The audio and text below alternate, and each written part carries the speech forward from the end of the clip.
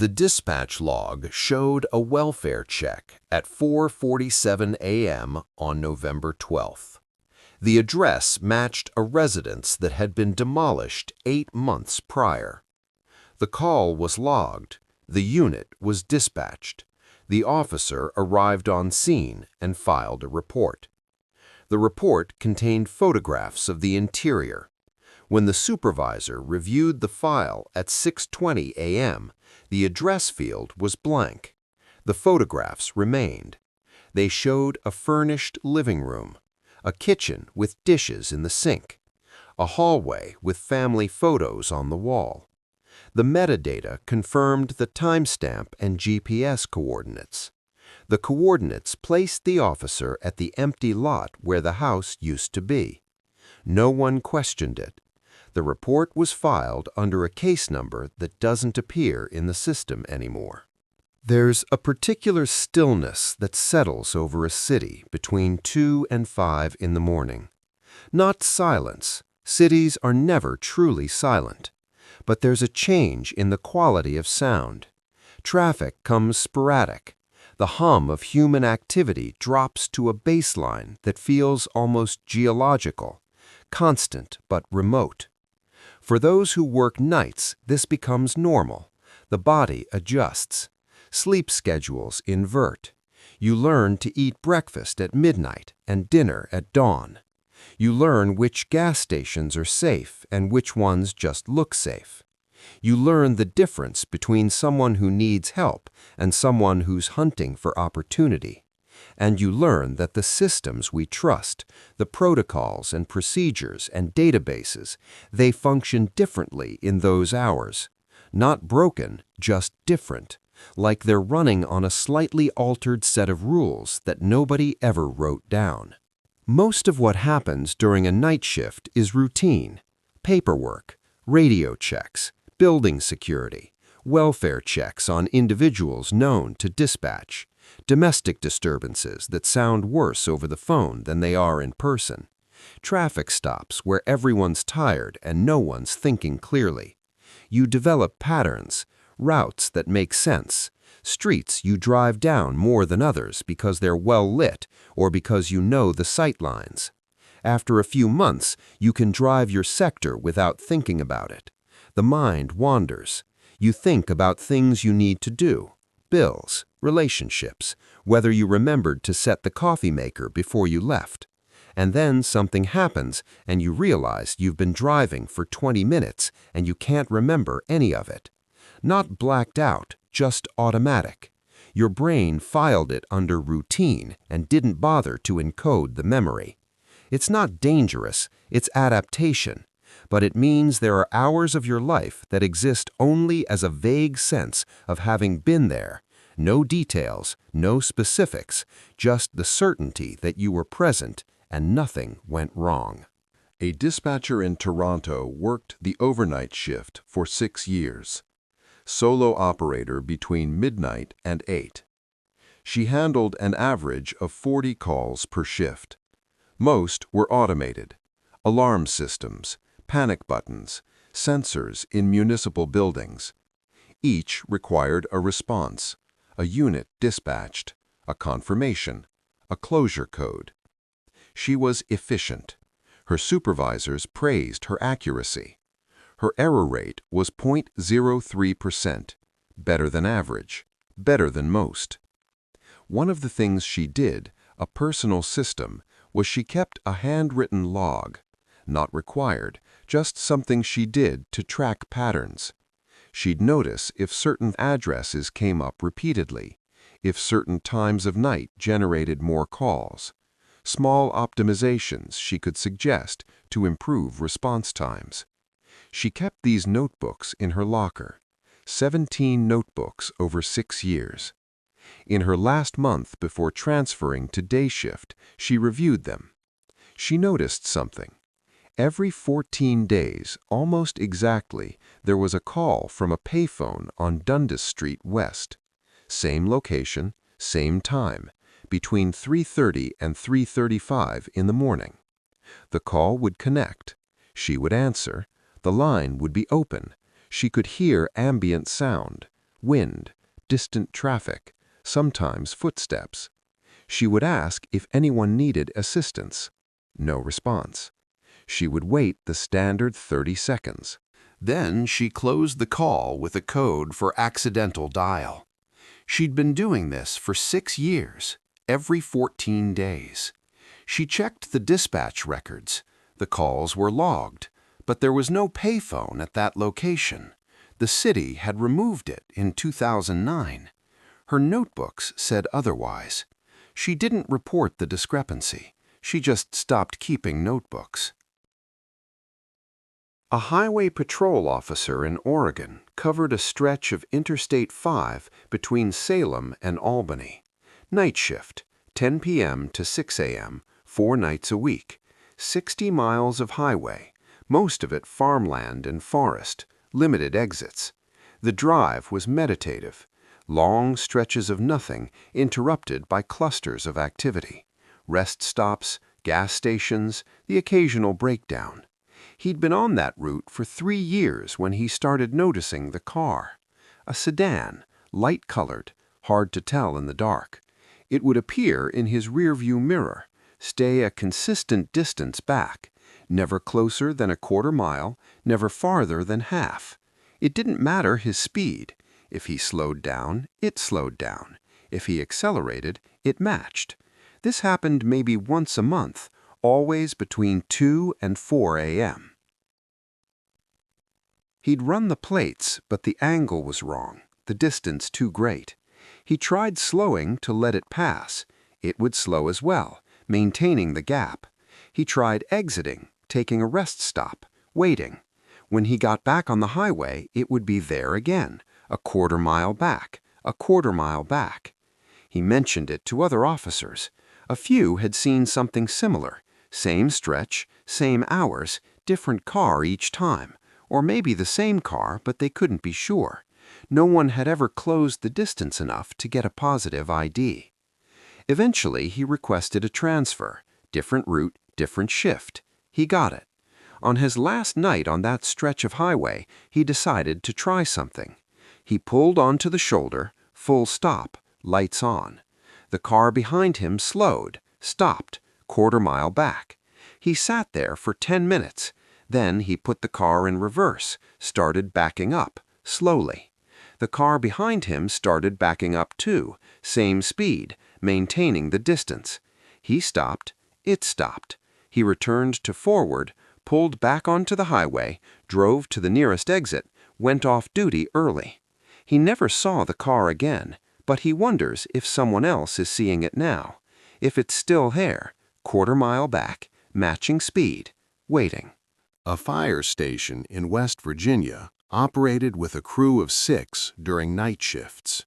Small town, population 4,000. The station handled structure fires, medical calls, vehicle accidents, standard rural coverage. One of the crew was responsible for equipment checks. Nightly routine. Verify that everything was functional. Hoses, oxygen tanks, medical supplies, radios. He'd been doing it for 8 years. Same checklist, same order. He kept the checklist on a clipboard in the equipment bay. 47 items. He could do it in 20 minutes. One night, he's going through the list, and he gets to item 32, thermal camera. He pulls it from the mount, powers it on, everything's functional. He's about to check it off when he sees something on the screen. A heat signature, human-shaped, standing in the corner of the bay. He looks up, there's nothing there. He looks back at the screen, still there, clear as anything. He walks toward the corner, the signature doesn't move. He's standing right where it should be, nothing. He waves his hand through the space. The signature remains on screen, uninterrupted.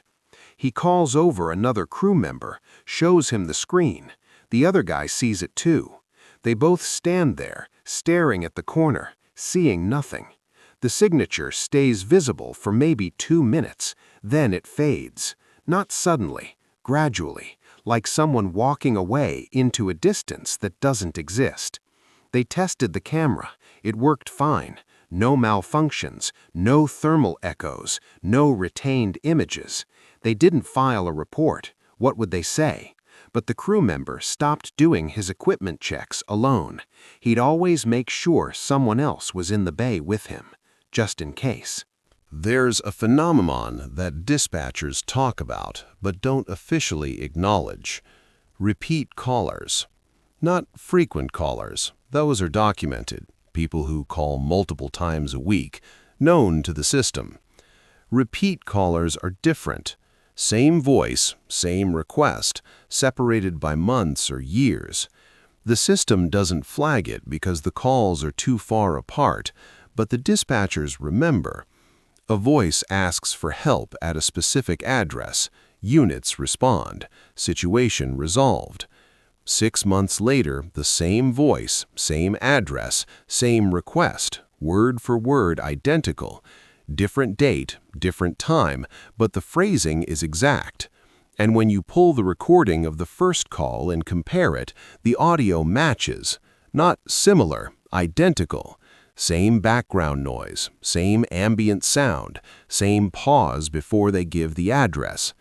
It's as if the call was replayed, but the timestamp is different, the date is different. The units that respond confirm the incident. There's something happening, someone who needs help. It's not a recording, but it sounds like one. Most dispatchers who notice this stop mentioning it after a while, because the alternative is acknowledging that some calls exist in a loop. And if you start thinking that way, you start wondering if you're in the loop too, if maybe you've answered this exact call before and you just don't remember. If the feeling of déjà vu that occasionally surfaces during a shift is actually recognition that this moment has already happened, that you're going through the motions of something that's already been completed, and you can't stop because you don't know you're doing it again.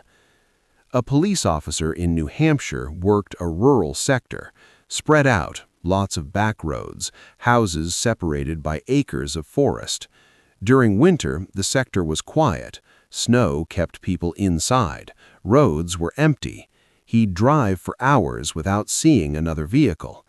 In January, he got a call. Noise complaint. A resident reported hearing someone yelling in the woods behind their property. Ongoing for 30 minutes. The officer responded, met with the homeowner. They walked to the tree line, stood there listening. Nothing. He asked the homeowner to describe what they'd heard. Male voice, yelling but not words, just sounds, like someone in distress. The homeowner was certain. The officers said he'd do a perimeter check. He took a flashlight and walked into the woods. Snow was about a foot deep, fresh, no tracks. He walked maybe 200 yards, stopped, listened. The woods were silent in that particular way they get when there's snow. Sound dampened, absorbed. He swept his flashlight in a slow arc. Trees, shadows, nothing unusual. He was about to turn back when he heard it. A voice, distant, hard to pinpoint direction in the woods. Yelling, not words, just vocalization. He moved toward it. The sound seemed to shift, like it was coming from a different direction. He stopped, waited. It came again, closer now, but still directionless. He tried calling out, identified himself, asked if anyone needed help. Silence. Then the yelling again, loud, close, right behind him. He spun around, flashlight up. Nothing, just trees. He stood there for a full minute, listening. The woods were completely silent. He walked back to the house, told the homeowner he didn't find anything, possibly an animal. Foxes can sound human. The homeowner didn't seem convinced, but didn't argue. The officer returned to his vehicle. As he was pulling away, he looked in his rearview mirror. The homeowner was still standing in the driveway, watching him leave. The officer glanced at the tree line. For just a moment, he thought he saw a figure, standing among the trees. He stopped, looked again. Nothing, just shadows and snow. He drove away. The call was filed as unfounded, but when he got home that morning, he realized his flashlight was gone. He'd had it when he walked back to the house. He remembered setting it down while he talked to the homeowner, but when he checked his gear, it wasn't there. He called the homeowner later that day, asked if he'd found a flashlight. The homeowner said no. The officer didn't pursue it. He submitted the loss on his equipment report, bought a replacement. But he thinks about it sometimes, where the flashlight went, and whether the figure he saw in the trees was holding something. A light, maybe, pointed down, casting a small circle of illumination on the snow. A paramedic in Nevada worked the night shift in a mid-sized city, population 60,000.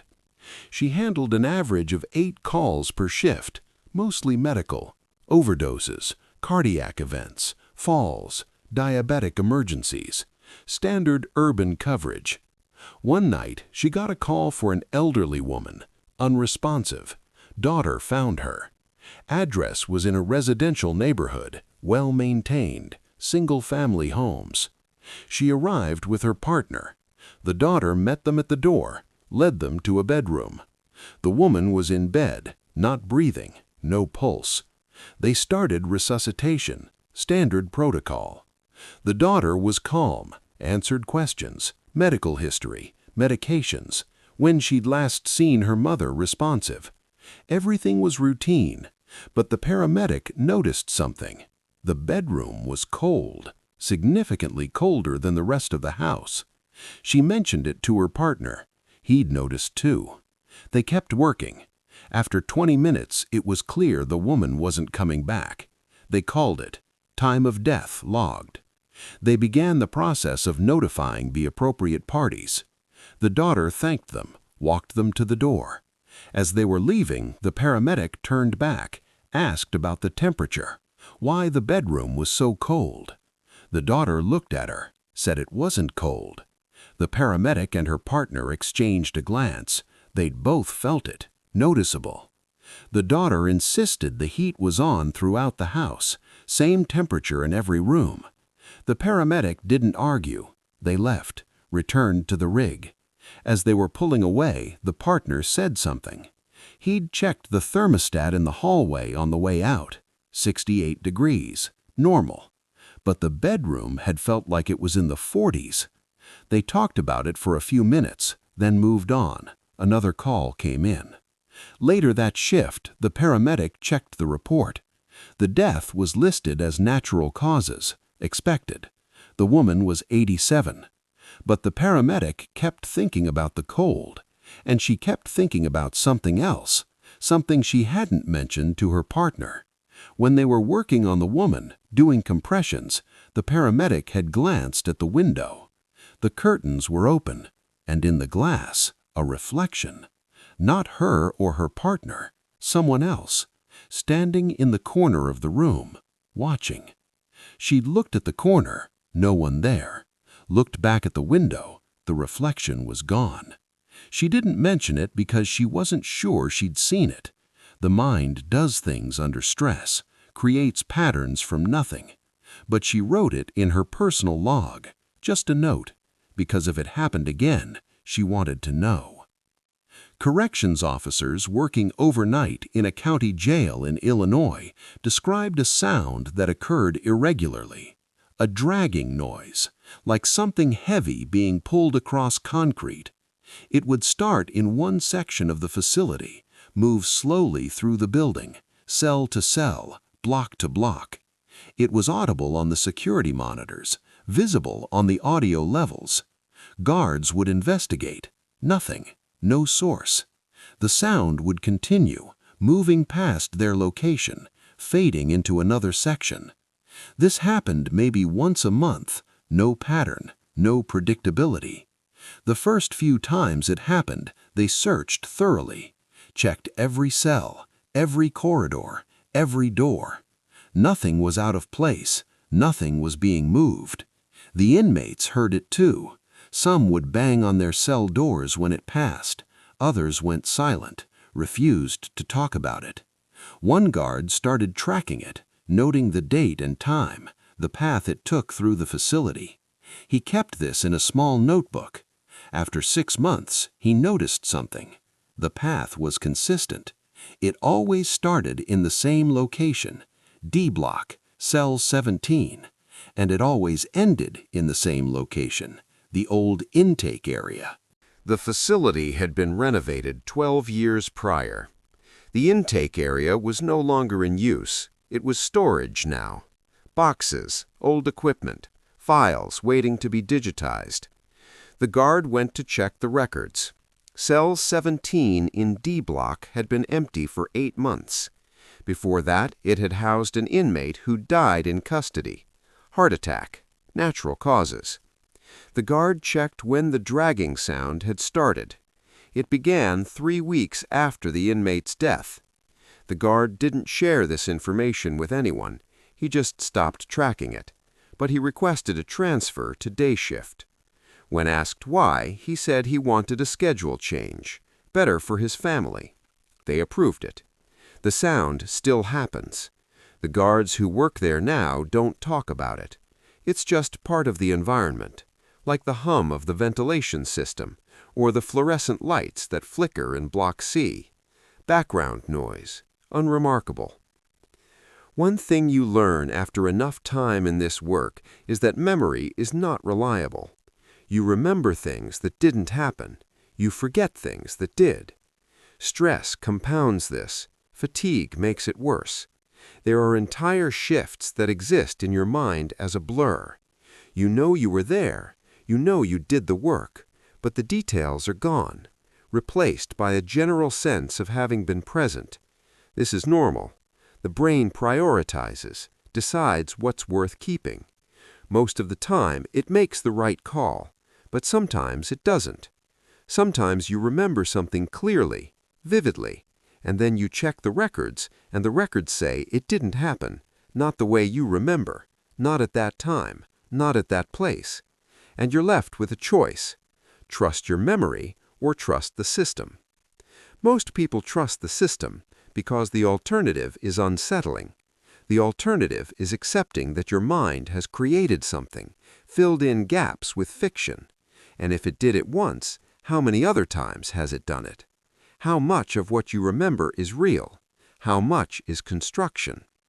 You can't think that way for long, not if you want to keep working. So you trust the system. You defer to the records, and you move on. But the memory doesn't go away. It sits there, insistent, certain. And late at night, when you're alone, you wonder. Not constantly, just occasionally. In the quiet moments, you wonder if the system got it wrong. A transit officer in Chicago worked the overnight shift on the Red Line, northern section, one of the quieter routes during those hours. He'd walk the trains, check for fare evaders, make sure no one was sleeping or causing problems.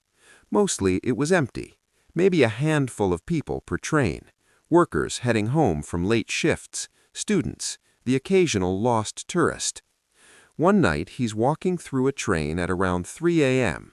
6 people in the car, all awake, all keeping to themselves.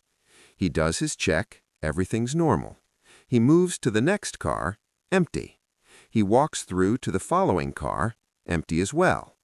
The train pulls into a station, stops, doors open, no one gets on or off, doors close, train moves.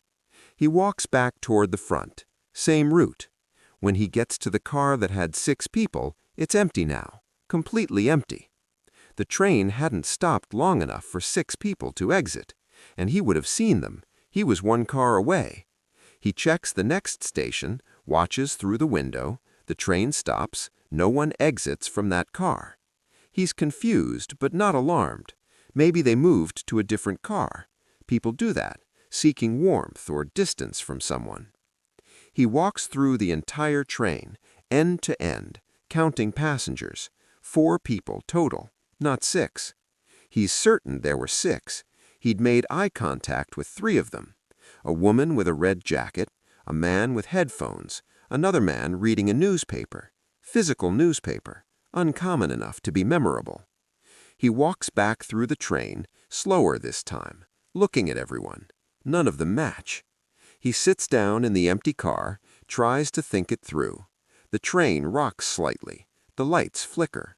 Standard, old infrastructure. He looks at his watch. 3:17. He's been on the train for 40 minutes. It feels like 10. He gets off at the next station, waits for the next train, gets on, finishes his shift. At the end, he checks his report. Routine patrol, no incidents. But he keeps thinking about the 6 people, where they went. He mentions it to another officer the next week. The officer tells him something similar happened to him. Different line, different night, same thing. Passengers that disappeared, not got off, just weren't there anymore. They agree it's probably fatigue, pattern recognition errors, the mind filling in blanks. They agree, and they don't talk about it again. But the transit officer started counting passengers more carefully, writing down the number at each stop, comparing. Most of the time it matches, but sometimes it doesn't. The number drops without explanation. He doesn't report this, he just notes it, a private tally. Because if it's just him, it's fatigue. But if it's not just him, it's something else, and he's not sure which is worse. A deputy sheriff in Montana covered a large rural area, hundreds of square miles, much of it unpopulated. National forest, private ranches, the occasional small town. Distances between calls could be significant, 40, 50 miles. Most of his shift was driving. During winter, it was worse. Roads closed by snow, longer response times. He got a call one February night. Domestic disturbance, cabin on the edge of national forest land, remote. The caller was a woman, said her husband was acting erratically, threatening. She was scared. The deputy responded. 40-minute drive. Roads were clear but icy. He took it slow. Called dispatch for backup. Backup was an hour away. He'd have to handle it alone initially. He arrived at the property. Small cabin, lights on. He could see 2 figures moving inside through the window. He approached, knocked, announced himself. The door opened. A woman, mid-40s. She looked relieved, said her husband was in the bedroom, that he'd calmed down, but she still wanted someone to talk to him, make sure he was okay. The deputy entered. The cabin was warm, wood stove burning. He asked where the bedroom was. She pointed down a short hallway. He walked toward it, knocked on the door. No response. He called out, identified himself. Still no response. He tried the handle, unlocked. He pushed the door open. The room was dark. He reached for his flashlight, turned it on, swept the room. Empty. No bed, no furniture. The walls were unfinished, exposed studs.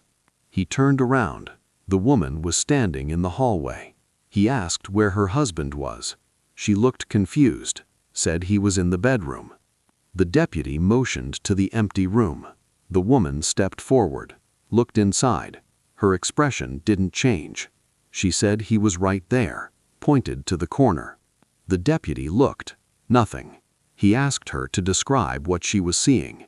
She described a man, sitting on the floor, back against the wall, head down. The deputy asked her name, asked if she was feeling all right. She said she was fine, that her husband was right there, that she could see him. The deputy called for medical, said they had a possible psychological situation. The woman became agitated, insisted her husband was there. The deputy guided her back to the living room, waited for backup and medical to arrive.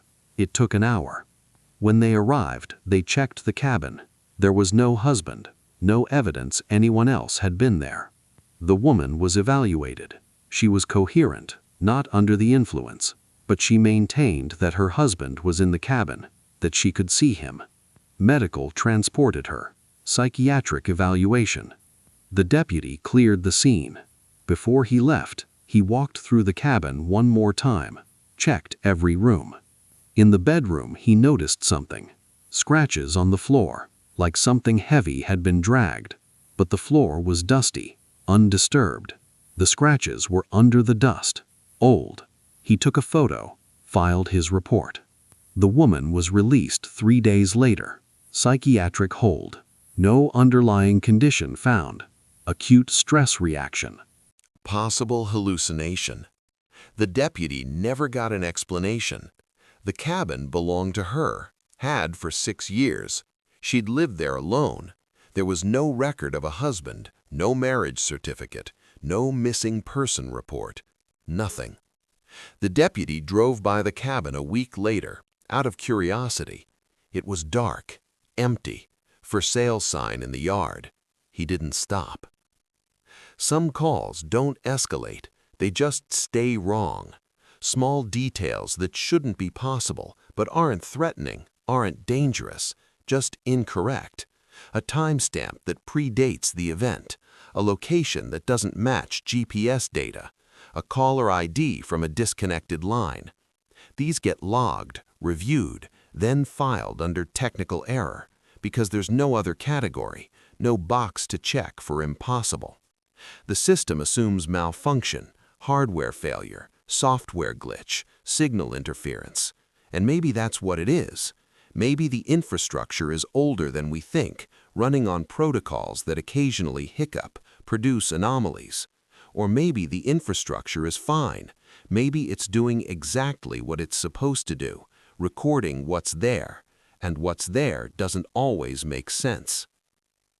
A park ranger in Washington state managed a section of wilderness that covered roughly 80 square miles, mountainous terrain, dense forest, limited trails. During winter, the area was mostly empty. Hikers were rare. Most of the ranger's work was maintenance, checking cabins, clearing trails, monitoring wildlife activity. One night in December, he was staying in a backcountry cabin, standard practice. He'd ski in, stay a few days, ski out. The cabin was basic: wood stove, bunks, supplies, no electricity, no running water, radio for emergencies. He'd done this dozens of times. It was quiet, isolating, but he didn't mind. On the second night, he woke up around 2 a.m. Not suddenly, just gradually became aware he was awake. He lay there, listening. The wind, trees creaking, normal sounds. Then he heard something else. Footsteps, outside, crunching through snow, slow, deliberate. He sat up. The cabin had one small window. He looked out, couldn't see anything, too dark. The footsteps continued, circling the cabin. He got up, grabbed his flashlight, opened the door, shined the light out. Nothing, just snow, trees. He called out, asked if anyone was there. No response. The footsteps had stopped. He closed the door, went back to his bunk, lay there, listening. After about 10 minutes, the footsteps started again, same pattern, circling. He didn't get up this time, just listened. The steps continued for maybe 20 minutes, then stopped. He didn't sleep the rest of the night. At first light, he went outside, checked the perimeter of the cabin. Fresh snow had fallen during the night. No tracks, not animal, not human, nothing. The snow was undisturbed, smooth. He checked his radio, functional. He considered calling it in, but what would he say? He'd heard footsteps. There were no tracks. He'd sound paranoid. He stayed in the cabin that day, did his work in the immediate area. That night he didn't sleep, just sat up, waiting. Around 2 a.m., the footsteps started again, same as before, circling. He didn't investigate, he just listened. They continued for about 30 minutes, then stopped. Morning came. He checked outside. No tracks. He packed his gear, skied out a day early, told his supervisor he'd completed his work ahead of schedule. The supervisor was pleased. The ranger didn't go back to that cabin for 3 months. When he did, he He went during the day, completed his checklist, left before dark. He's never stayed overnight there again. Other rangers use it. No one's reported anything unusual, but he doesn't ask. Because if they say they haven't heard anything, it means it was just him, and if they say they have, it means something's out there, walking circles in the snow, leaving no trace. Dispatch centers use computer-aided dispatch systems, CAD. These systems log everything: time, location, unit assignment, caller information, response details, closure codes. The data is stored, backed up, auditable. When something doesn't match, when an officer's report contradicts the CAD log, there's a review. Usually it's simple. Someone entered data incorrectly, a typo, a misplaced digit, easy to resolve. But occasionally the discrepancy is significant. Not a typo, not a data entry error. The officer reports one thing, the CAD system shows another, and both are internally consistent. Both tell a complete story, but the stories don't match. In those cases, the system is trusted. The officer's report is flagged, requiring correction. Because the system doesn't forget, doesn't misremember, it records what happened, exactly as it happened. At least that's the assumption. A corrections officer in a private detention facility in Arizona worked the night shift in solitary confinement. 24 cells, single occupancy. Inmates were housed there for disciplinary reasons or protective custody. His job was to conduct checks every 30 minutes, walk the corridor, observe each cell through the small window, document any issues. Standard procedure. One night he's conducting his rounds. It's quiet. Most of the inmates are asleep. He gets to cell 14, looks through the window. The inmate is sitting on the floor, back against the wall, staring at the door, directly at the window. Eye contact. The officer moves to the next cell, completes his round. 30 minutes later, he's back. Cell 14. The inmate is in the exact same position, same posture, same stare, hasn't moved. The officer makes a note. Possible issue. He'll check again on the next round. 30 minutes pass. He's back at cell 14. The inmate hasn't moved. Still sitting, still staring. The officer knocks on the door, calls out, asks if the inmate is okay. No response. No movement. The officer opens the slot in the door, tells the inmate to respond. Nothing. The officer radios for backup. They arrive, open the cell. The inmate is unresponsive. They check vitals. He's alive, pulse, breathing, but he won't respond, won't move. Eyes open, staring. Medical is called. They transport the inmate to the infirmary. The officer files his report, describes the situation. The inmate is evaluated. Catatonic state. No explanation, no prior history. He remains in that condition for 3 days. Then suddenly he's fine, responsive, normal. He's returned to his cell. The officer asks him what happened, what he remembers. The inmate says he doesn't remember anything, says he went to sleep and woke up in the infirmary. The officer doesn't push it, but he checks the security footage, reviews the night it happened. The footage shows the inmate in his cell, lying on his bunk, asleep, for the entire shift. He never sits up, never moves to the floor, never stares at the door. The officer watches it twice, 3 times. The footage is clear. The inmate is asleep. But the officer was there. He saw the inmate sitting, staring, made eye contact. The officer talks to the backup who responded. They confirm. The inmate was sitting on the floor when they opened the cell. The officer submits a report requesting a review of the footage. The review confirms what he saw. The footage shows the inmate asleep. There's no explanation, no camera malfunction, no evidence of tampering. The footage is accurate. The officer stops asking questions. He completes his shift, requests reassignment. They move him to a different section. He doesn't work solitary anymore, and he doesn't talk about cell 14, but he thinks about it. The footage says one thing, his memory says another. Both can't be true, but both are. A state trooper in Pennsylvania handled a stretch of highway known for accidents, deer crossings, sharp curves, limited visibility, their car, standard roadside assistance. One night he came across a vehicle, sedan, 4-door, parked on the shoulder, hazards on. He pulled up behind it, activated his lights, approached the driver's side. The window was down, a man behind the wheel, mid-30s. The trooper asked if everything was all right.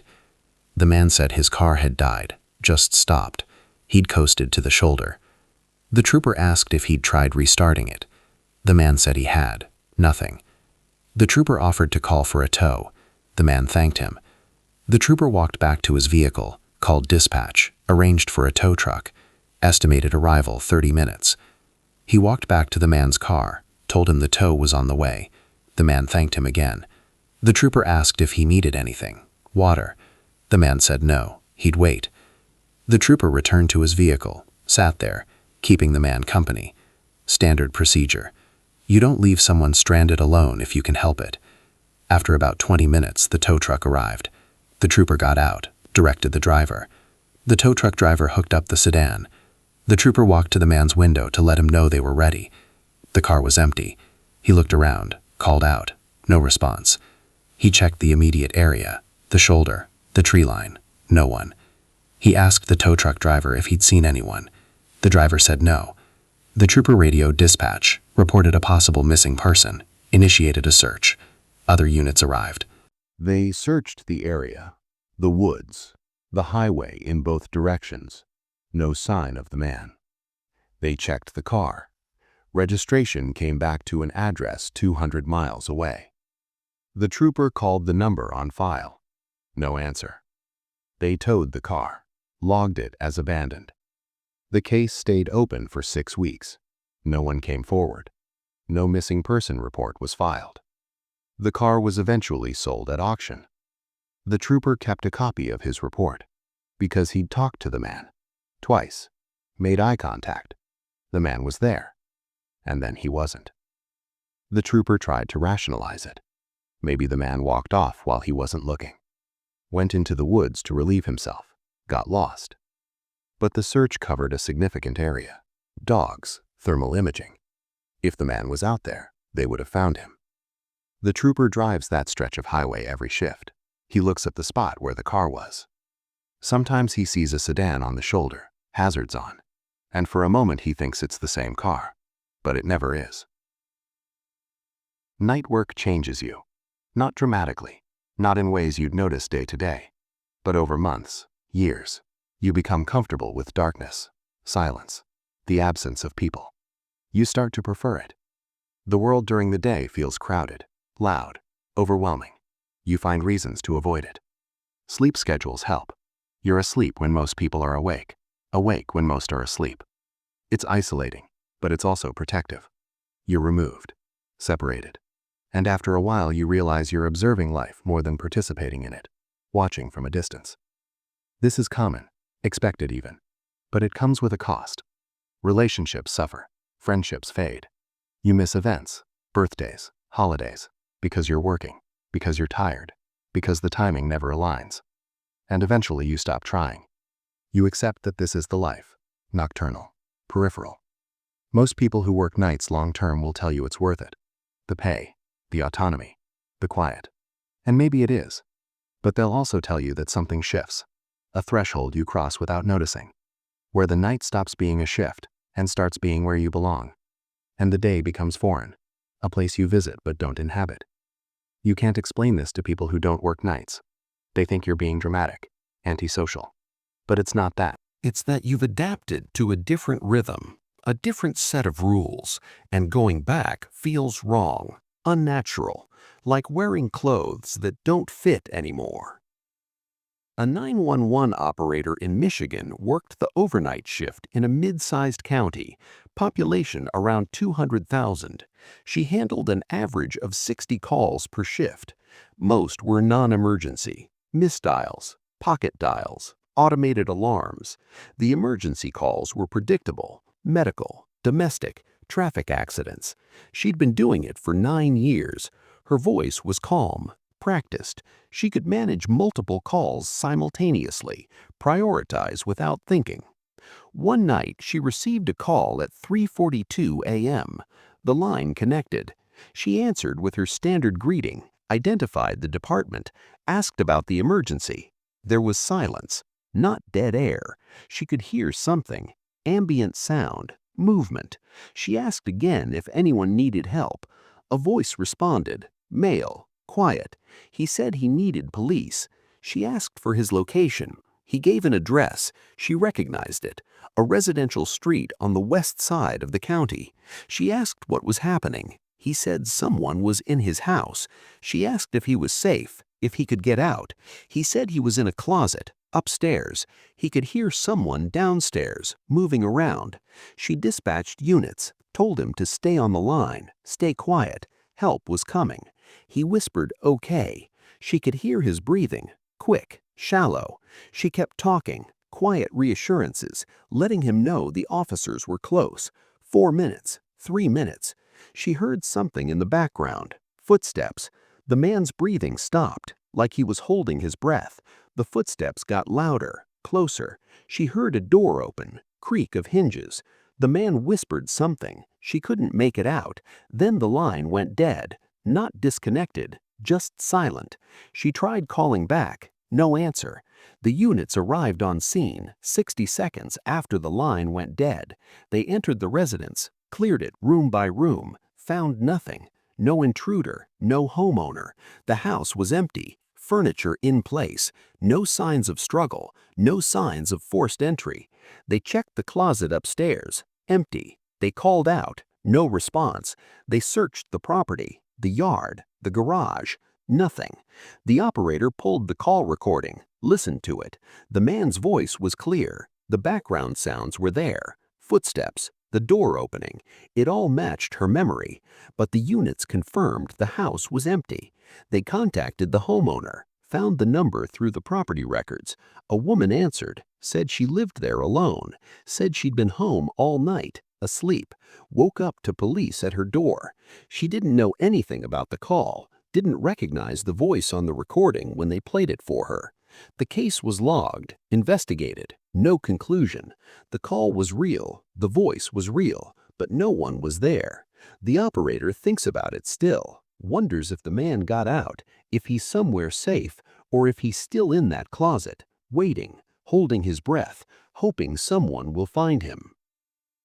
Emergency Medical Services operates on a tiered response system, basic life support, advanced life support. Priority codes determine which units respond and how fast. Priority 1 is immediate threat to life, lights and sirens. Priority 2 is urgent but not immediately life-threatening.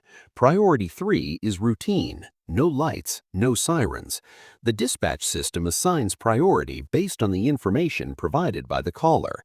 Chest pain is priority 1. Difficulty breathing is priority 1.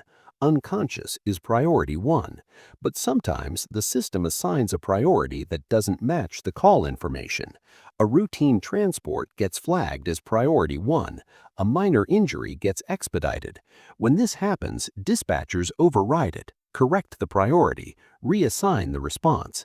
Standard procedure, except when the override doesn't take, when the system insists, when every attempt to change the priority reverts back. In those cases, the protocol is to honor the system, respond as assigned, because the algorithm knows something. Factors that aren't obvious. Risk indicators. Patterns. At least, that's what the training says. What no one mentions is that sometimes those calls are exactly as routine as they seemed. Nothing wrong, nothing urgent. And sometimes they're worse than anyone expected. Significantly worse. And when dispatch reviews the call later, trying to understand what the system saw. There's nothing. No indicators, no patterns, just a routine call that the system flagged for no documented reason. But the response saved a life, or prevented something, or arrived exactly when they needed to be there. So they don't question it. They just accept that the system knows, even when they don't know how. A wildland firefighter in Colorado worked seasonal contracts, summer months mostly, wildfire suppression, remote locations, weeks in the field. During off-season, he worked other jobs. One winter, he took a position as a night security guard at a storage facility. Indoor climate-controlled units, 24-hour access. His job was to monitor the building, walk the corridors, make sure no one was doing anything they shouldn't. The facility was large, 3 floors, hundreds of units. Most were rented, some were empty, waiting for new tenants. The building was quiet at night, occasional customer coming in to access their unit, but mostly empty. He'd walk the corridors, check the stairwells, the loading docks. Everything was accessed by key card. The system logged entry and exit. If someone was in the building, he'd know. One night, he's on the 3rd floor, walking his route. He hears a sound, metal scraping, like a unit door being opened. He stops, listens. The sound comes again, further down the corridor. He walks toward it. The corridor is long, fluorescent lights, concrete floor, unit doors on both sides, numbered. He reaches the area where he thought the sound came from. Nothing. All the doors are closed, locked. He checks his tablet, the access log. No entries on the 3rd floor in the past 2 hours. He stands there, listening. Silence. He continues his walk, gets to the end of the corridor, turns to head back. The sound again, behind him now. He turns, nothing. Doors closed. He walks back, checks each door, pulls on the handles, all secure. He radios the front desk, asks if anyone's checked in. The front desk confirms, no entries. He's the only one in the building besides the front desk operator. He completes his rounds, returns to the ground floor, mentions what he heard to the operator. The operator says it's probably the building settling. Temperature changes, metal expands and contracts, makes noise. The guard accepts this. It makes sense. He continues his shift. 2 hours later, he's back on the 3rd floor. Same corridor. The sound starts again, louder this time. Multiple units, like several doors being opened and closed in sequence. He stops. The sound moves down the corridor, toward him. Door after door, scraping, clicking. He can see the doors. They're not moving, but the sound is clear, distinct. It reaches his position, passes him, continues down the corridor, fading, then silence. He checks the access log again. Nothing. He walks the corridor. Every door is secure. He calls his supervisor, describes what's happening. The supervisor says he'll check the security footage, reviews the cameras, calls back 10 minutes later. The footage shows the guard standing in the corridor, alone. No doors opening, no movement, just the guard, standing there. The supervisor asks if he's feeling all right, if he needs to take a break. The guard says he's fine. The supervisor tells him to finish his shift. They'll talk in the morning. The guard completes his rounds. The sound doesn't happen again that night. In the morning, they meet with the supervisor. They review the footage together. The guard watches himself standing in the corridor, sees himself looking around, reacting to something. But there's no sound on the footage, no doors moving. The supervisor asks if this has happened before. The guard says no. The supervisor suggests maybe it's fatigue. Stress. The guard agrees, says he'll make sure to get better rest. The supervisor seems satisfied, but he moves the guard to day shift, says they need coverage.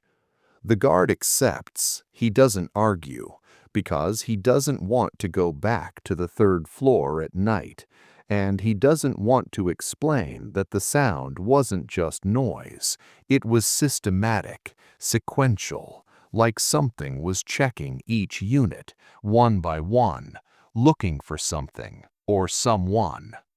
There are policies about when officers can draw their weapons, threat assessment, clear danger, imminent harm. The decision is reviewed. Every discharge is investigated. Every time a weapon is drawn and not fired is documented. Officers are trained to evaluate situations quickly, to differentiate between actual threats and perceived threats, to manage adrenaline, fear, the instinct to protect oneself. Most officers go their entire career without discharging their weapon outside of training. This is the goal: de-escalation, communication, force as a last resort. But there are situations where officers draw their weapons and can't articulate why. No visible threat, no aggressive behavior, just an overwhelming certainty that something is wrong. These cases are difficult to review because the officer's reasoning is intuitive, not procedural. They felt danger, they responded, but the evidence doesn't support it. The person they drew on was unarmed, compliant, confused, and the officer is left trying to explain a decision that doesn't make sense in retrospect. Most of the time, this results in additional training, counseling, a notation in the file. But sometimes other officers come forward, say they've felt the same thing, same location, same situation, same inexplicable certainty that something was wrong. And when multiple trained professionals report the same experience independently, the reviews become quieter, less formal. The incidents are noted but not investigated, because if multiple trained professionals are responding to something, maybe there's something to respond to, even if it can't be seen, even if it doesn't make sense. Maybe the threat is real, just not visible. And if that's true, then the policies need to account for it. But they don't, because you can't write policy for something you can't define. A sheriff's deputy in Idaho covered a district that included a stretch of state highway and several small communities, rural, low population density. During winter, the area was isolated, snow limited travel. Most of his calls were wellness checks, making sure elderly residents were okay, had heat, had food. One February, he got a request to check on a man who lived alone about 15 miles outside of town. Neighbor hadn't seen him in a week, wasn't answering his phone. The deputy drove out. The road was plowed but narrow. The man's property was at the end of a long driveway, single-wide trailer, old. The deputy pulled up, noticed the driveway had been plowed recently, tire tracks, fresh. He knocked on the door, no answer. He knocked again, called out, identified himself, no response. He tried the door, unlocked. He opened it, called out again, listened. Silence. He entered. The trailer was warm, heat was on, lights were on. He walked through. Kitchen, living room, bedroom, bathroom. No one home. But there were signs of recent activity. Coffee cup on the counter, still warm. Dishes in the sink, wet. The bed was made, but there was an impression, like someone had been sitting on it. The deputy checked the bathroom. Shower was damp. Toothbrush was wet.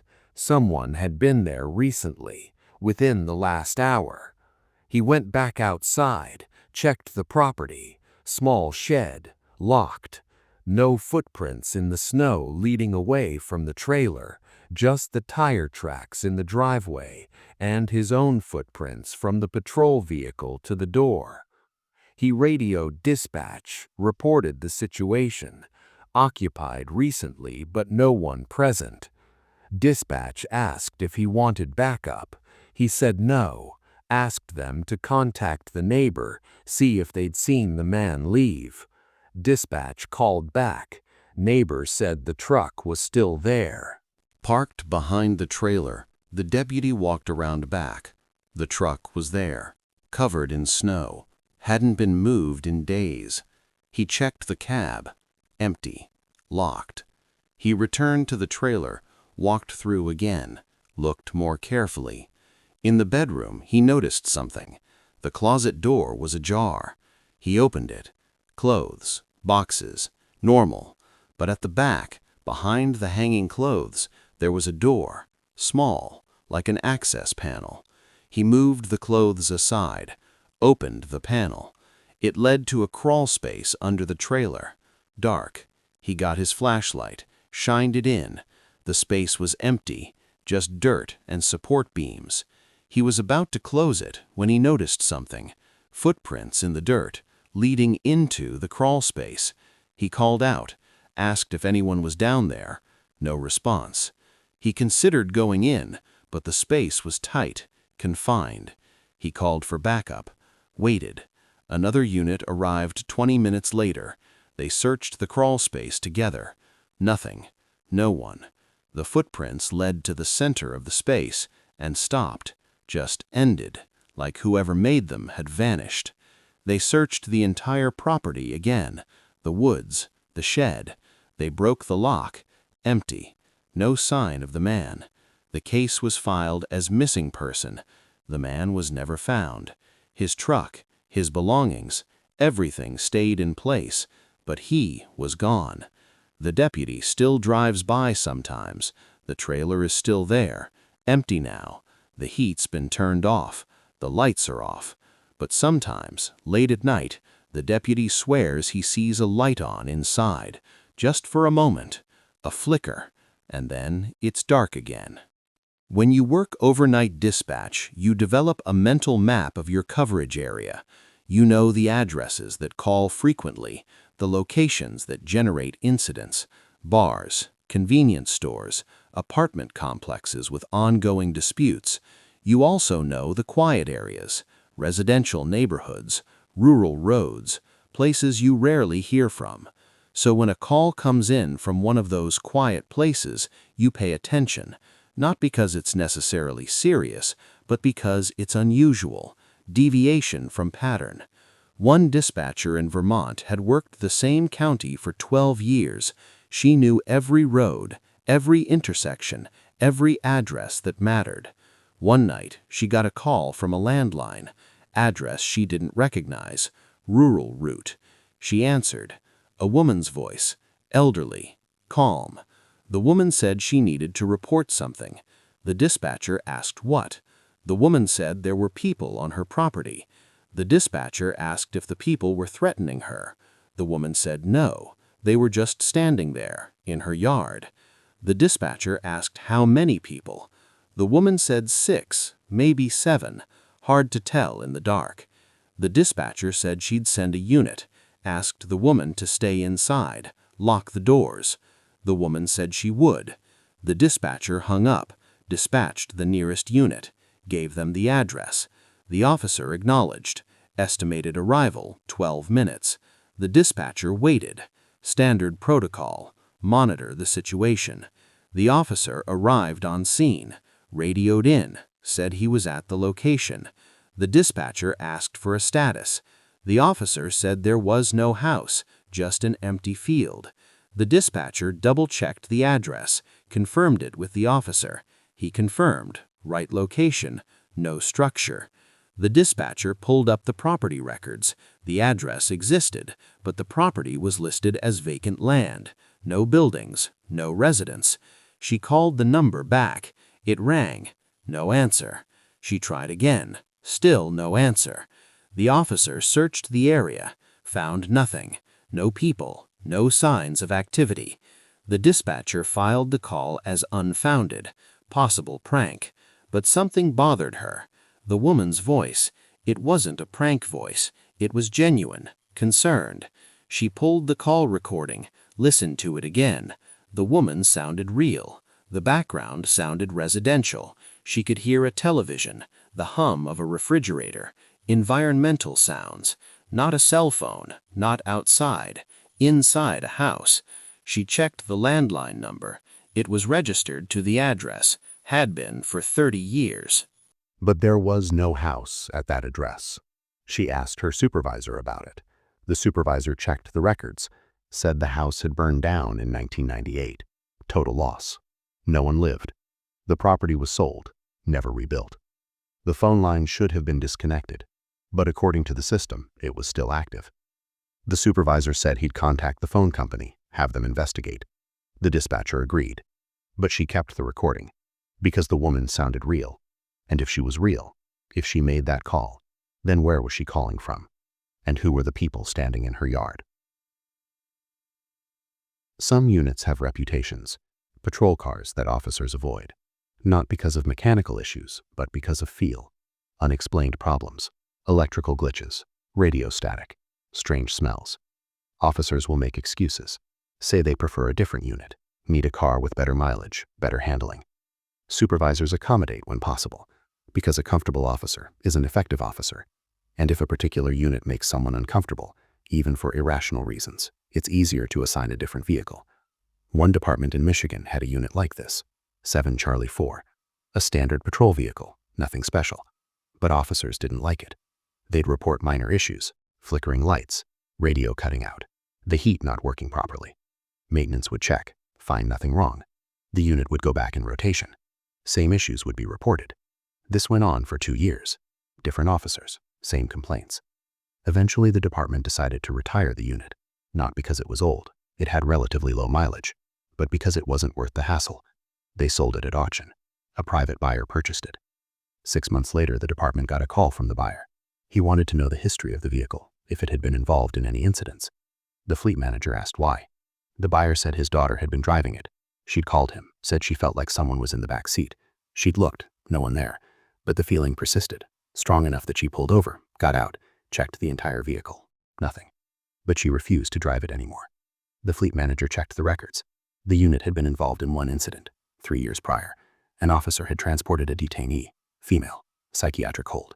During transport, the woman became agitated, started screaming, saying someone was trying to hurt her. The officer tried to calm her. She wouldn't stop.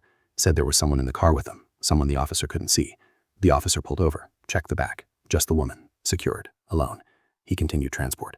The woman screamed the entire way. After that day, officers started reporting issues with the unit. The fleet manager didn't share this information with the buyer, just said the unit had a standard service history, no major incidents.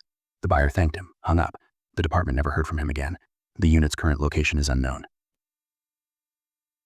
Fatigue affects perception, judgment, reaction time. This is documented, studied. Night shift workers are particularly susceptible. The body's circadian rhythm is disrupted. Sleep quality decreases. Even with adequate rest, the mind is operating below baseline. Hallucinations are possible. Auditory, visual, brief, usually benign. Shadows that move, sounds that aren't there. The brain filling in gaps, creating patterns from noise. This is understood, expected. Officers are trained to recognize when fatigue is affecting them, to take breaks, request relief if necessary. But there's a difference between fatigue-induced hallucinations and shared experiences. When multiple people, at different times, report the same thing, same location, same details, that's harder to dismiss. The standard explanation is suggestion. One person reports something, others unconsciously incorporate it into their own perception, expect to see it, and therefore do. This is plausible, reasonable, supported by research.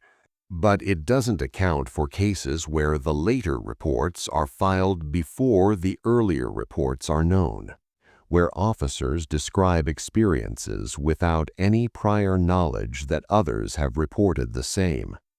In those cases, the explanations become more vague. Environmental factors, infrasound, electromagnetic interference, carbon monoxide, all plausible, all testable, and when tested, all negative. No environmental factors present, No interference, no contamination, just multiple independent reports of the same impossible thing.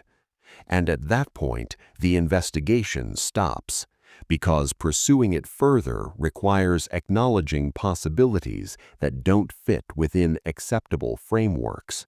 So the reports are filed, noted, and everyone moves on.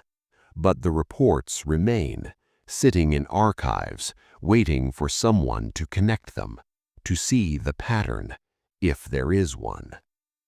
A night janitor at a county courthouse in Iowa worked alone. The building closed at 6 p.m. He'd arrive at 7, work until 3 a.m., clean offices, courtrooms, hallways, bathrooms. The building was large, 4 floors, built in the 1920s, high ceilings, long corridors. He'd worked there for 8 years, had a routine. He'd start on the top floor, work his way down. The building was empty, quiet, just the sound of his equipment, his footsteps. One night he's on the 3rd floor, cleaning an office. He hears footsteps in the hallway, deliberate, measured, approaching.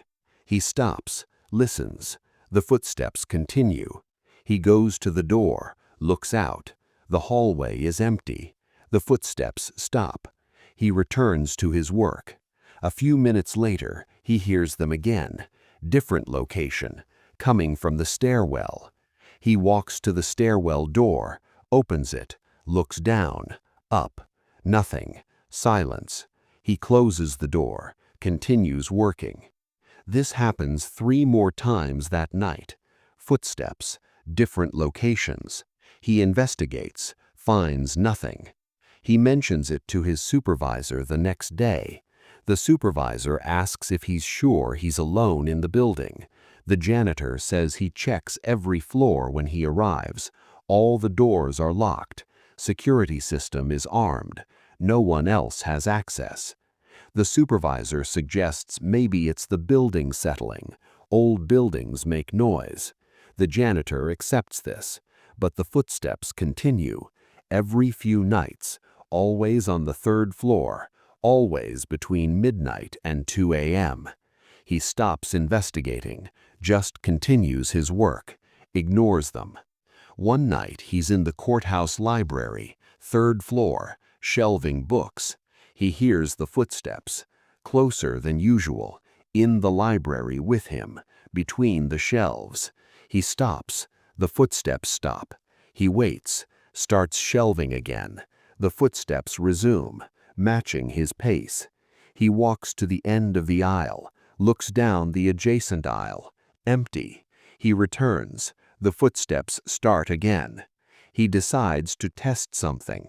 He stops moving, stands perfectly still, silent. The footsteps continue, steady, approaching his location, getting louder. They can track them. They're moving down the aisle, toward him, 5 feet away, 4 feet, 3 feet. He's looking directly at the space. Nothing there.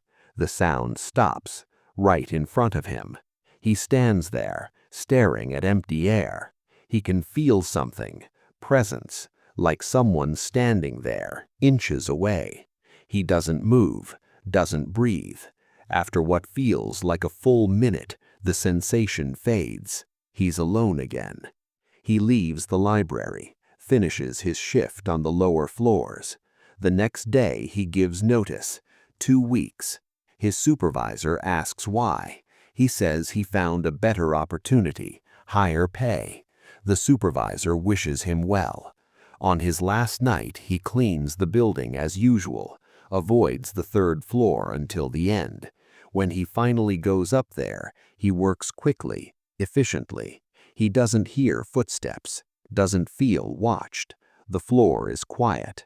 As he's leaving, he stops at the library door, looks inside. The lights are off. He can't see much, just shapes, shadows. And for just a moment, he thinks he sees someone standing between the shelves, watching him. He doesn't turn on the light, doesn't investigate. He just closes the door. Leaves the building. He never went back. There's a question that comes up occasionally in law enforcement circles, usually late at night, during slow shifts when there's time to talk. The question is simple. Have you ever responded to a call and felt like you weren't supposed to be there? Not unwelcome, not in danger, just wrong. Like you'd walked into a moment that existed outside normal time, a place where the rules were different. Most officers will hesitate before answering because saying yes means acknowledging something, and saying no feels like a lie. So the conversation usually moves on. Someone changes the subject, makes a joke, and everyone's relieved because the alternative is talking about it seriously, and no one wants to do that.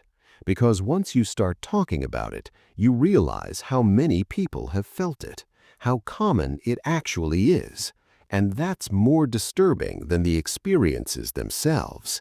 The fact that it keeps happening in different places to different people, and no one's talking about it, no one's investigating. It's just accepted, an unspoken part of the job, something you experience, file away, and never mention again. A conservation officer in Minnesota patrolled a large area of state forest, lakes, trails, campgrounds. Most of his work involved checking fishing licenses, monitoring hunting areas, making sure people followed regulations. During winter, the area was less populated, but he still did regular patrols. One January evening, he was driving a forest road, checking a remote access point. It was around 9 p.m., dark, cold. The road was plowed but narrow. He came around a curve and saw something in his headlights, a person, standing in the middle of the road. He slowed, stopped about 30 feet away. The person didn't move, just stood there, facing the vehicle. The officer turned on his spotlight, illuminated the figure. It was a man, middle-aged, wearing jeans and a light jacket, no hat, no gloves, inadequate for the temperature. The officer called out through his PA, asked if the man needed help. No response.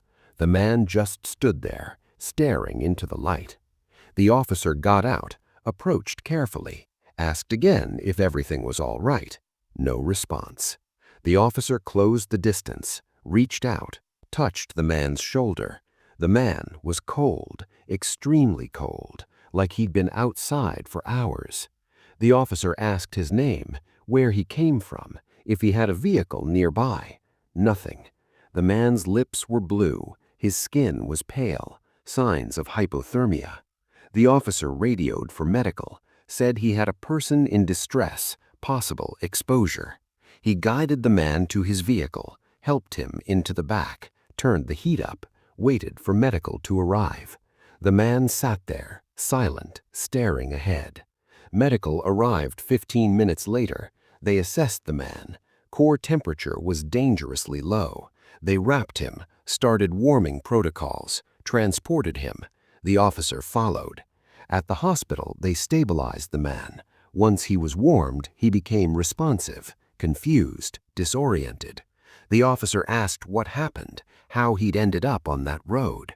The man said he didn't know, said he remembered being at home, in bed, woke up in the hospital. He had no memory of leaving his house, no memory of being outside. The officer asked where he lived.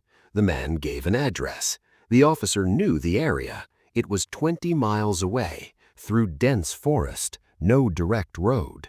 The officer checked the man's feet. His shoes were clean, no mud, no wear, like he'd just put them on. The officer contacted the man's family. They confirmed he'd gone to bed around 8 p.m. They'd checked on him at 8:30. He was asleep in bed.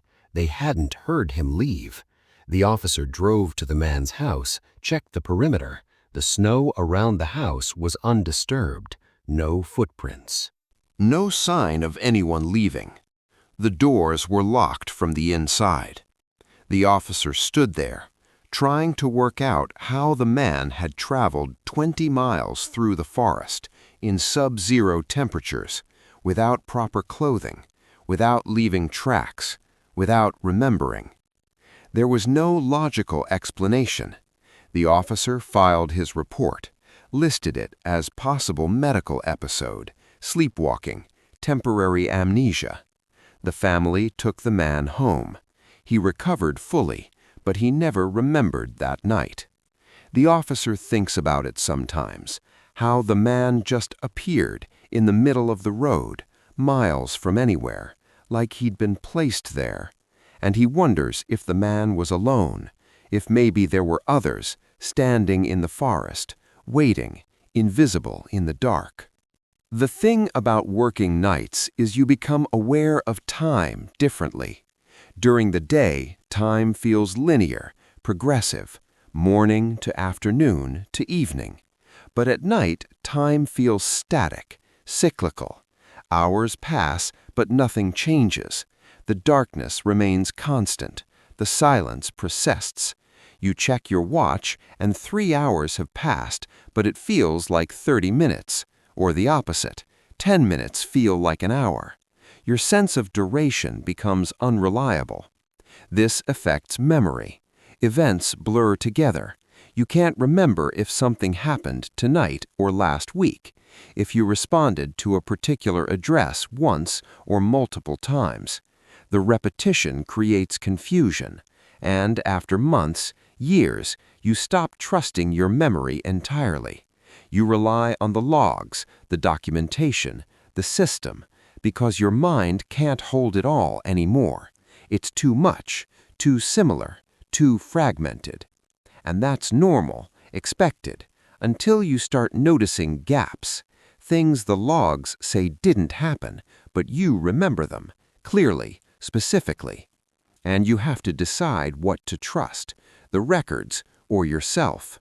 Most people choose the records because the alternative means accepting that your mind is failing, that the work has damaged something fundamental, and no one wants to believe that. An EMT in Nevada worked a rural service area, 24-hour shifts, low call volume, but spread out, long distances between locations. He worked with a regular partner. They'd been teamed for 4 years. One night they got a call. Single vehicle accident, car off the road, possible injuries. They responded. The location was about 40 minutes out. Desert highway, minimal traffic. They arrived on scene. The car was visible from the road, down an embankment, passenger side, headlights still on. They grabbed their equipment, climbed down. The driver was still in the vehicle, male, late 20s, conscious, complained of neck pain. They stabilized him, C-collar, backboard, standard spinal precautions. They packaged him, started bringing him up the embankment. It was steep, took both of them and assistance from a state trooper who'd arrived. They loaded the patient, started transport. The hospital was an hour away. During transport, they monitored vitals, started an IV. The patient was stable, responsive, answered questions, gave his information. Everything was routine. They arrived at the hospital, transferred care, completed their paperwork, returned to service. A week later, the EMT was reviewing reports. He came across the accident call, read through it. Something was wrong. The report listed him as the only crew member on scene. His partner wasn't mentioned, no signature, no documentation. He checked the dispatch log, same thing. Only one unit responded, only one EMT. But he remembered, his partner was there. They'd worked together, carried the patient together. He asked his partner about it. His partner remembered the call, described the same details. The EMT showed him the report. His partner looked confused, said there must be an error. The EMT contacted their supervisor, explained the situation. The supervisor pulled the records, confirmed. Only one EMT documented. The supervisor asked who'd been on shift that night. The EMT said both of them. The supervisor checked the schedule. Only one EMT was on the schedule. The partner had called in sick. The EMT felt something cold settle in his chest. He argued, said that wasn't possible. He remembered. The supervisor pulled the security footage from the station, showed him. The EMT had left alone, returned alone. The EMT watched himself on the footage, loading equipment, solo. He couldn't process it. He looked at his partner. His partner was staring at the screen. The supervisor asked if he was feeling all right, if maybe he needed to take some time off. The EMT said no, he was fine, just confused. The supervisor said they'd all been working a lot. Fatigue can cause memory issues. The EMT agreed, said he must have been mistaken. But when he left the supervisor's office, his partner followed. They stood in the parking lot. His partner asked him what he remembered. The EMT described it, every detail. His partner confirmed, said it happened exactly that way. They'd both been there. They stood in silence, both knowing what the record said, both knowing what they remembered, and both realizing those things couldn't coexist. The partner said maybe they should just let it go. The EMT agreed. They never talked about it again. But the EMT kept a copy of the report because he needed proof, not for anyone else, for himself. Proof that something happened that shouldn't have been possible, that there's a gap between what's real and what's recorded, and he's not sure which one to trust anymore. In the end, nobody talks about the calls that don't make sense, the incidents that get filed under miscellaneous or unfounded, the reports that contradict themselves. They're outliers, statistical noise. Every system has errors. Every database has corrupt entries. It doesn't mean anything. It's just part of working with imperfect technology. Human error, misunderstandings, 1,000 rational explanations. And most of the time, that's probably true. But there are some calls that stay with you. Not because they were dramatic or traumatic or even particularly strange. They just felt wrong, off, like a note played slightly flat, almost right, but not quite. And you can't explain why, can't point to a specific detail that was incorrect. It's just a feeling, a sense that something was happening that you weren't seeing, that the call you were responding to was only part of the story, and the rest was occurring somewhere else, in some other frequency you couldn't access. You finish the call, file the report, move on. But occasionally, late at night, when everything's quiet and you're alone with your thoughts, you remember. And you wonder if maybe that feeling was accurate, if maybe you were right, that there was more happening, something you missed, or something that didn't want to be seen. And you wonder how many other calls were like that, how many times you responded to situations that were only partially visible, partially real, and what happens in the spaces between, the moments that don't get documented, the experiences that don't fit into the system. Where do they go? What do they mean? You don't have answers. No one does. So you just keep working, keep responding, keep filing reports, and you try not to think about it too much, because thinking about it means acknowledging that maybe the world doesn't work the way you thought it did, that maybe the boundaries aren't as clear as they should be, and that's not something you can know and still do the job. So you don't know. You choose not to. You focus on what's in front of you, the calls you can handle, the problems you can solve, and you leave the rest alone, in the dark, where it belongs. A dispatcher received a call last month, 3:17 a.m. The line was open, but no one spoke. She could hear breathing, slow, steady. She asked if anyone needed help. No response. She waited the standard 30 seconds, prepared to close the call. Then a voice, male, older. He said he wanted to report something. She asked what. He wasn't sure how to describe it. She asked him to try. He was quiet for a moment. Then he said he'd been getting calls, every night, Same time, 3:17. His phone would ring. He'd answer. No one there. Just silence. This had been happening for 2 weeks. She asked if he'd contacted his phone provider. He said he had. They found no record of incoming calls, but his phone kept ringing. She asked if anyone else in his household heard it. He said he lived alone. She asked if he wanted to file a report. He said he didn't know what good it would do. She agreed to document it, started taking his information, address, phone number. As he was giving his number, she realized something. The number he was calling from. It was the same number he said was receiving the calls. She mentioned this. He went quiet. Then he said that was impossible. He said he was calling from his neighbor's house. His phone wasn't working. She checked her screen. The caller ID showed his number, his home number, not a neighbor's. She told him this. He said that couldn't be right. She asked if she could call him back, verify the number. He said yes. She disconnected, tried calling the number. It rang, no answer. She tried again, same result. She logged the call, made a note about the discrepancy. The next night, 3:17, the same number called. She answered. The line was open, breathing. She asked if anyone was there. No response. She waited.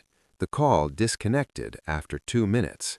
This happened the following night, same time, same pattern. After the third call, she contacted her supervisor, showed him the logs. He reviewed them, said it was probably a technical issue, a routing problem. She accepted this, but the calls kept coming, every night, 3:17, for 6 nights. Then they stopped. No more calls from that number. She checked the address, drove by on her day off.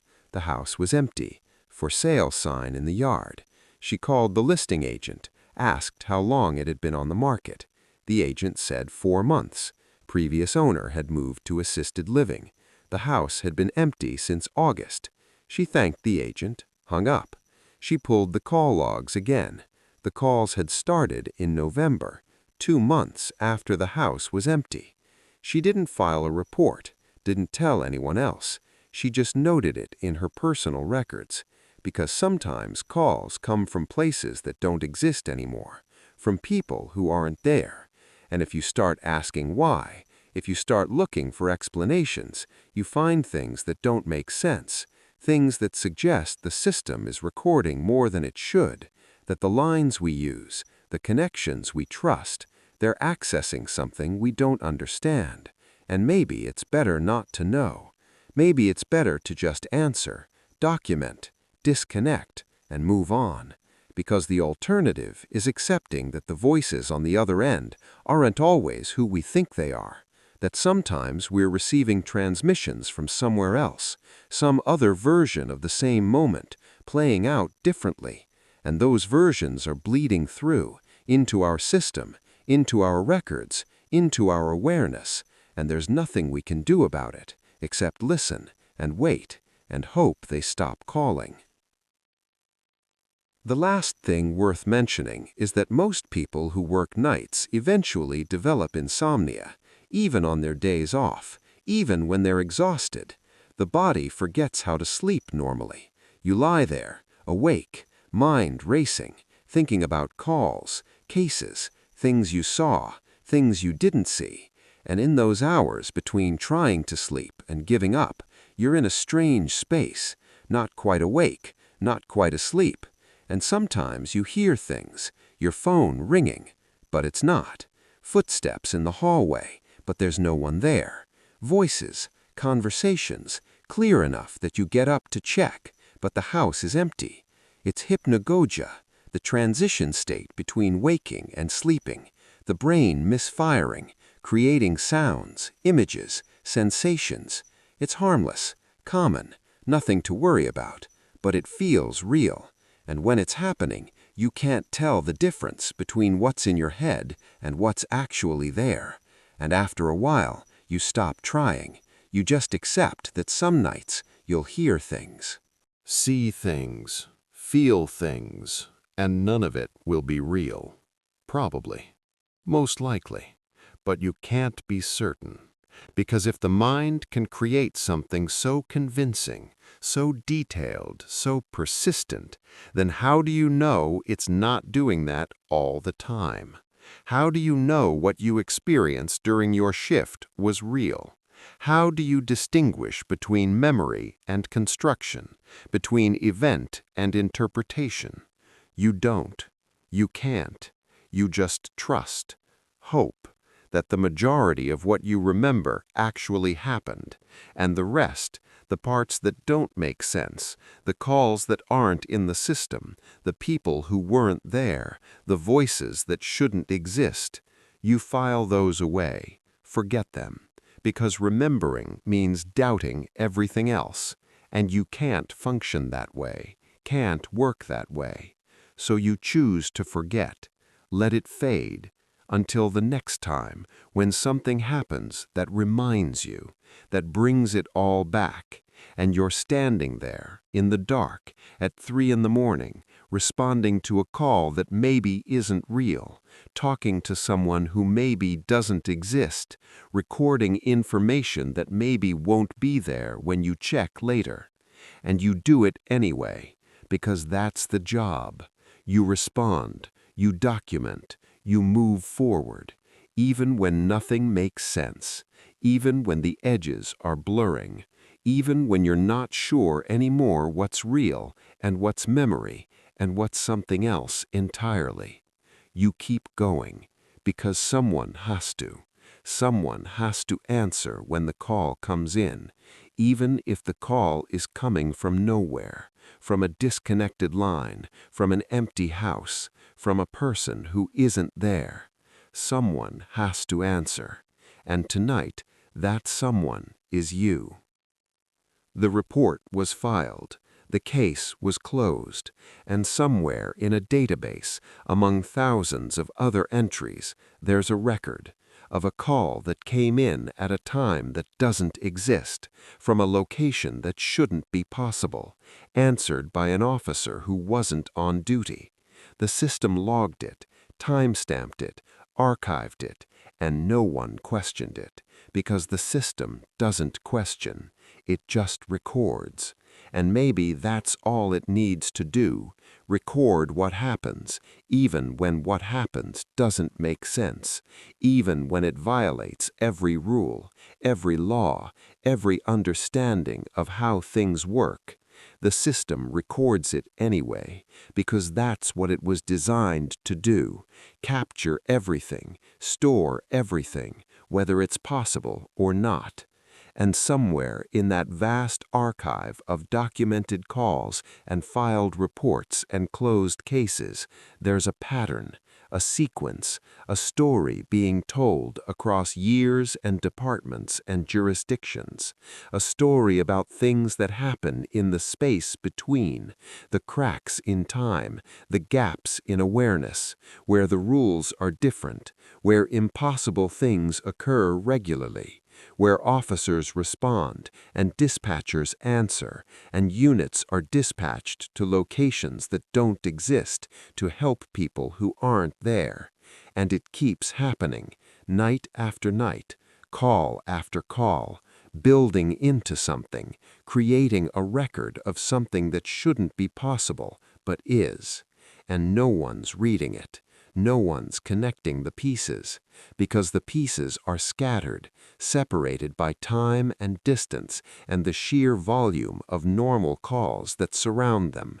But they're there, waiting, in the system, a map of impossibility, written in dispatch logs and incident reports and closed case files, a map that shows where the boundaries are thin, where reality becomes negotiable, where the night reveals itself to be something other than what we think it is, and the people who work those hours, who answer those calls, who respond to those scenes, they're the ones who see it, who experience it, who know, but don't talk about it, because talking about it means acknowledging it, and acknowledging it means accepting that everything they thought they understood about their work, about their world, about the nature of reality itself is incomplete, partial, a surface-level understanding of something much deeper, much stranger, much vaster than anyone wants to admit.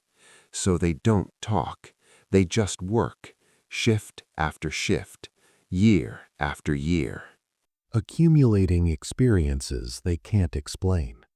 Building a personal archive of impossible moments that they'll carry for the rest of their lives. Alone. Because that's how it works. You experience it alone. You process it alone. You live with it alone. And eventually, maybe years later, when you've left the job, moved on, built a different life, you'll be somewhere, doing something ordinary, and you'll remember, just for a moment, a call you answered, a scene you responded to, a voice you heard, and you'll wonder if it really happened, if it was real, and you won't have an answer.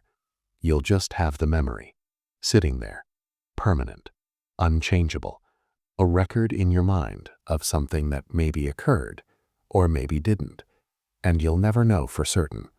You'll just have to live with the question, the uncertainty, the gap between what you remember and what the system says happened. And that gap, that space where your experience and the official record don't align, that's where the truth is, or where it isn't, depending on which side you trust. But trust isn't really possible anymore. Not after you've seen enough. Not after you've answered enough calls, responded to enough scenes, documented enough incidents that don't make sense. Trust becomes something else, something more like acceptance. Acceptance that the world is larger, stranger, more complex than the systems we've built to understand it. And those systems, the protocols and databases and policies and procedures, they're useful, necessary, but they're not complete. They don't capture everything, can't capture everything, because some things exist outside the framework, beyond the categories, in spaces the system wasn't designed to access. And the people who work nights, who operate in those hours when the world is different, they're the ones who encounter those spaces, who glimpse what's there, who bring back fragments, pieces, evidence of something that exists but shouldn't, and they file it away, in reports that get archived, in logs that get stored, in memories that don't fade, creating a scattered, incomplete, unofficial record of the other world, the one that exists alongside this one, overlapping, intersecting, sometimes visible, mostly not, but always there, always present, just waiting for someone to notice, for someone to look closely enough, for someone to connect the pattern, and realize that the calls they're answering, the scenes they're responding to, the incidents they're documenting, they're not anomalies, they're not errors, they're not glitches in the system, they're messages, communications, evidence of something trying to be known, trying to be seen, trying to be understood. And until someone listens, really listens, it will keep trying, keep calling, keep appearing, in dispatch logs and case files, in empty houses and dark roads, in the hours between midnight and dawn, when the boundaries are thinnest, and the impossible becomes briefly, temporarily, undeniably, real. The system logged the entry at 2:41 a.m. By 2:53, it had been modified. Not deleted, not corrected, modified. And no one could say who changed it, or why the original version was never backed up, or where it went.